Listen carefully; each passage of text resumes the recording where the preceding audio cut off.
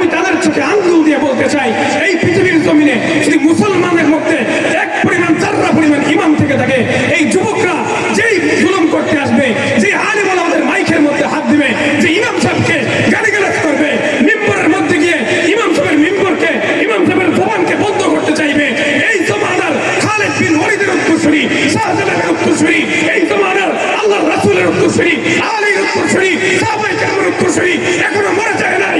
এই এলাকা মুসলমানদের দেশ, এই দেশ মুসলমানদের দেশ, এই দেশ আলেম ওলামাদের দেশ। এই সিলহাট শাহজালালের ভূমি, এই ভূমিতে কোনো নাস্তিক, কোনো বাম, কোনো রাম আলেম ওলামাদের বিরুদ্ধে কথা বললে আমরা ছেড়ে দেব না। আমরা এক ফোঁটা রক্ত থাকা পর্যন্ত বাতিলের সাথে লড়াই করেছি এবং কিয়ামত পর্যন্ত লড়াই করেই যাব, লড়াই করেই যাব, লড়াই করেই যাব। জবান ঠিক কিনা?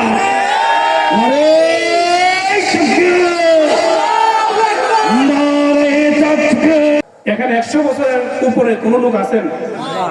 নাই। কিন্তু 100 বছর পরে আমরা এখানে যারা আছি কেউ কি থাকবো? বুকে হাত দিয়ে বলেন যে জি হুজুর আমি থাকবো। কেউ কি থাকবো?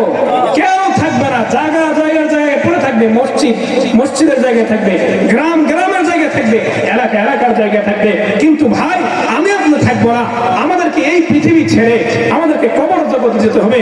আল্লাহ তাআলা মানুষদেরকে পৃথিবীতে পাঠিয়েছেন, মুসাফির বানিয়ে পাঠিয়েছেন, মানুষদেরকে পাঠিয়েছেন মুসাফির বানিয়ে। আমাদের সফর এখনো শেষ হয় নাই। আমাদের সফর হচ্ছে ওই রূপ জগৎ থেকে শুরু।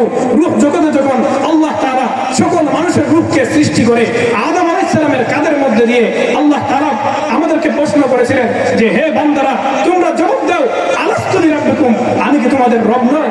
আল্লাহ তাআলা আমাদেরকে কিন্তু রূপ জগতে প্রশ্ন করেছিলেন যে আলাস্তু বিরাব্বিকুম, আমি কি তোমাদের রব নয়? তখন আমরা বলি নাই যে জি আপনি আমাদের রব। আমরা কিন্তু জি বলি নাই, আমরা নাম, জি মানে আরবিতে আসে নাম, আমরা কিন্তু নাম বলি নাই। আমরা বলেছি কি, আমরা একসাথে সবাই চিৎকার দিয়ে বলেছি বাবা। কি বলেছি? বালা মানে অবশ্যই অবশ্যই আপনি আমাদের রব। ইহুদি, খ্রিস্টান, নাসারা, বৌদ্ধ যারা আছে সবাই বলছে যে আপনি আমাদের রব। আমরা মানছি যে আপনি আমাদের রব।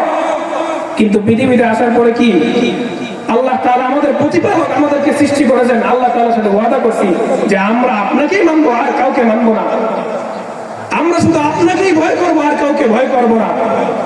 পৃথিবীর জমিনে এমন মানুষ আছে না যে পেশি শক্তি দেখায়া মানুষের উপর প্রবল আপনার শক্তি খাড়ায়া জুলুম করে, নির্যাতন করে। এমনকি অনেক মাহফিলের মধ্যে আমি দেখেছি